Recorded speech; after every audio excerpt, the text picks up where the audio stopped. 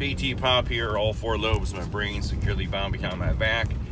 And this is a follow-up video from my video from the other day about how to deal with Westerners, Americans, or Americans that call into your call center if you work in India, Pakistan, Vietnam, so on and so forth. Stay tuned.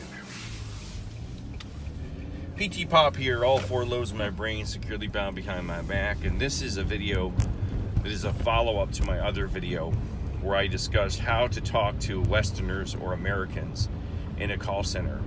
If you are a call center representative and you work in India, Taiwan, the Philippines, Indonesia, places like that, stay tuned. So I watched my video the other day about how to deal with us Yanks when we call into a call center, and I realized I didn't really give you any solid advice on how to talk to each of us when we call in. I was too busy being an actor in Hollywood.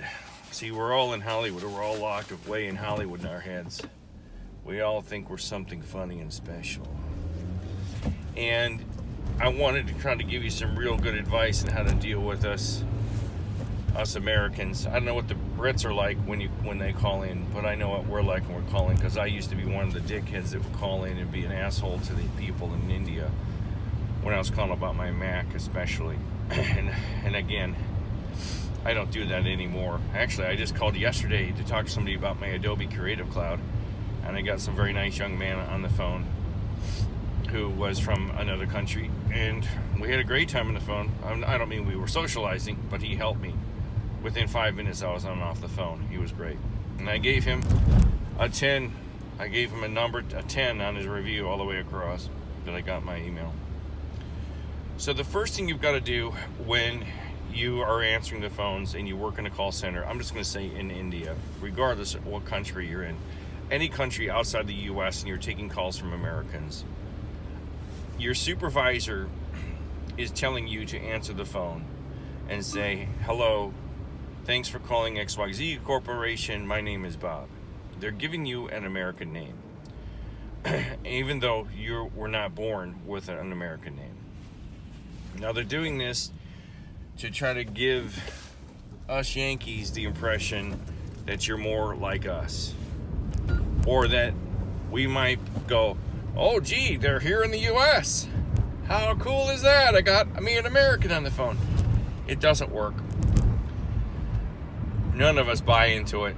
We all know your name is not Bob or Jane or Sally or Bill or whatever. If you can avoid it, don't do what your supervisor tells you unless you get written up for it.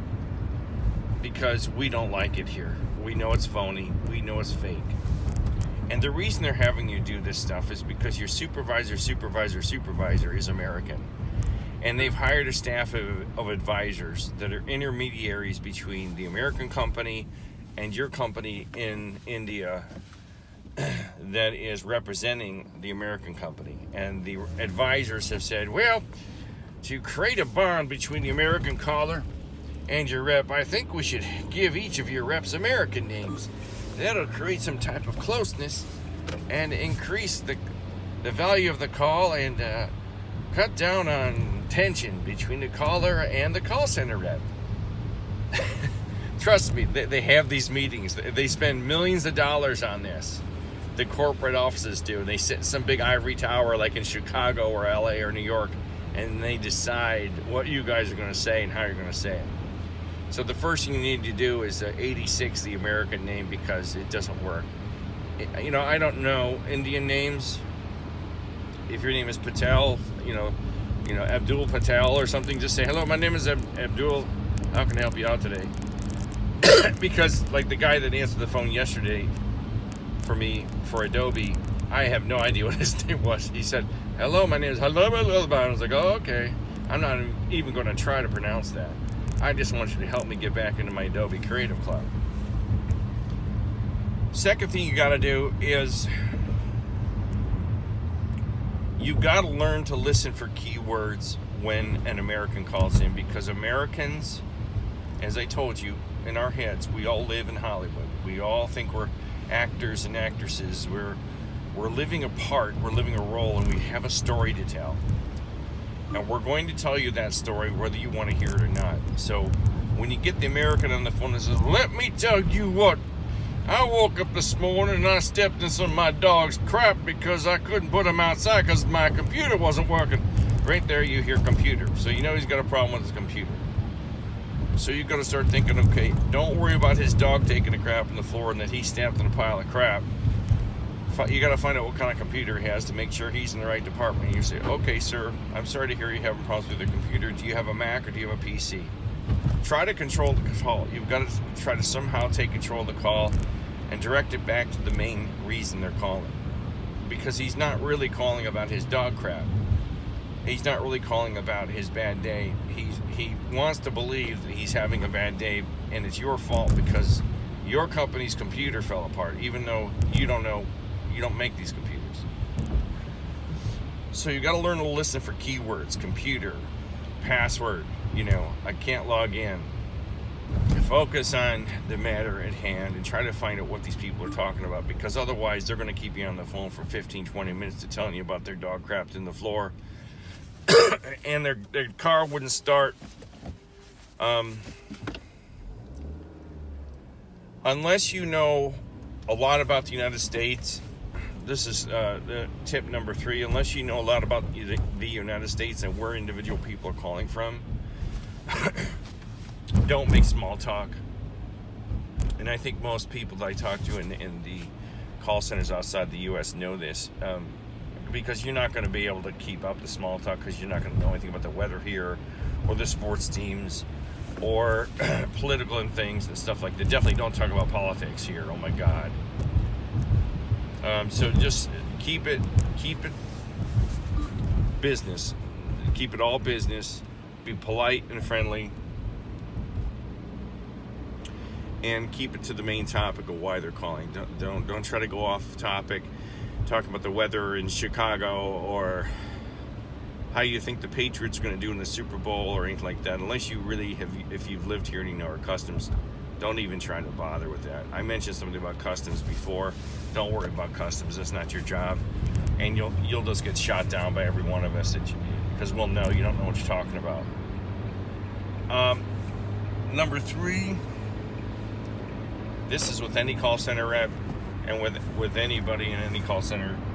Know your product and know your systems. Know them inside and out. Because we can tell that you don't know what you're talking about, and it doesn't matter what country you're from. I can tell within 2 minutes of any call with anybody in a call center, somebody knows what they're doing. And if they don't, I just hang up and call back. If you don't want the call to escalate, try to know what you're talking about as best you can.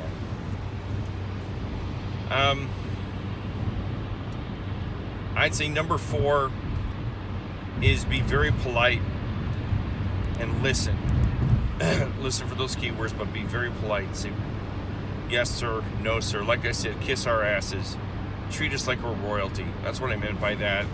You got to treat us like we're important, because Americans, we all think we're important. We think there's no one else outside the borders of this country. We don't want to believe there is, okay? You may speak 3 or 4 different languages and know calculus inside and out. Most of us Americans can barely add and subtract. We can't.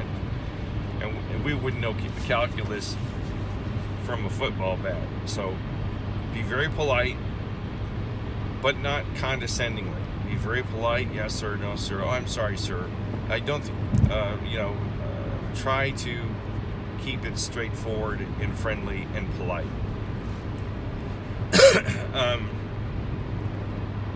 I think I'd mentioned this in step 3 or 4, but avoid small talk. Avoid any small talk with us Yanks, because you're never going to win a small talk conversation with us, because we're all, in our minds, we all think we're actors and talk show hosts and comedians, and we think we can talk and talk and talk and talk like I'm doing now. We all have some type of delusion in our mind. We're delusional people. Very delusional. So avoid small talk at all costs. If one of us tries to talk about what's like to work in India, or what it's like to drive in your traffic, or I don't even know Indian food. If they keep, I once visited Bali. Wow, really? Great. How can I? Is your computer working, sir? I really want to talk about Bali right now.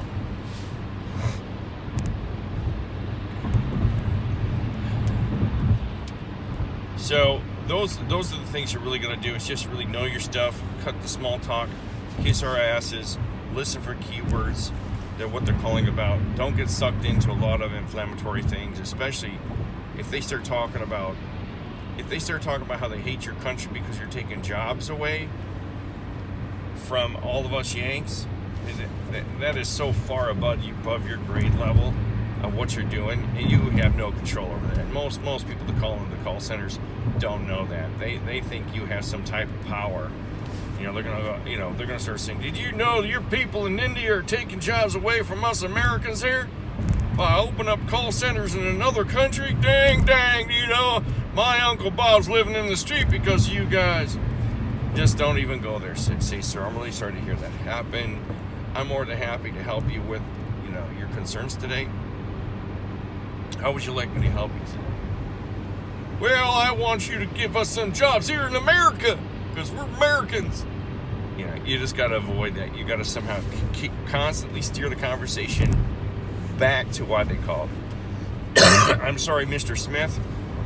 I'm sorry to hear you're having those issues in your country. Unfortunately, I'm unable to do anything about that, but I'm more than happy to help you with your computer or with your iPhone or with your new, you know, your new 6-inch gel vibrator. How can I help you out with that today? If there's nothing else I can help you out with today, please give us a call back if something else comes up. Okay, have a nice day." You just don't get sucked into the political discussions about our country versus your country, especially if you live in Vietnam and you're in a call center. Oh, don't even go there. Especially if you get somebody that's like 70 years old that fought in a war. Oh, you're done. Don't even try to talk to those people. Nothing wrong with Vietnam vets. Hopefully, you know, a lot of them haven't even come to grips with what that war is about. And I know there's call centers in Vietnam. I know there are. Because us Yanks have gone everywhere and spread democracy everywhere. Our companies are everywhere along with our armies. But that's a whole nother story for a whole nother day. Well, so that's it. You know, basically just keep your nose to the grindstone. Be friendly and polite. Kiss our asses. Treat us like we're important. Know your product. Know your systems. And get us on and off the phone as quickly and politely as professionally as possible, and get on to the next call. I'd say the last thing I can suggest is don't take it personal, because most of us here, we like to act like we're real smart. Most people here don't know computers, especially if you're in a call center that is handling computer issues. Most people over the age of like 45 here don't know anything about computers. They don't know anything about computers.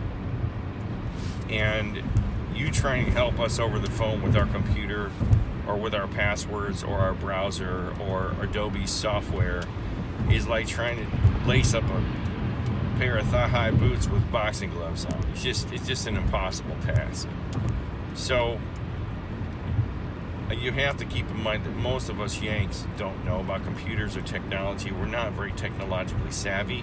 That's why all you guys get the technological jobs. It's not that we're not smart, but most people here are very intimidated by electronics. They're like, "What? You want me to tap on the screen? I don't know what to do, Pappy. I gotta tap on the screen." "Oh, he wants me to tap on the screen. What's a screen? I don't know what a screen is." You want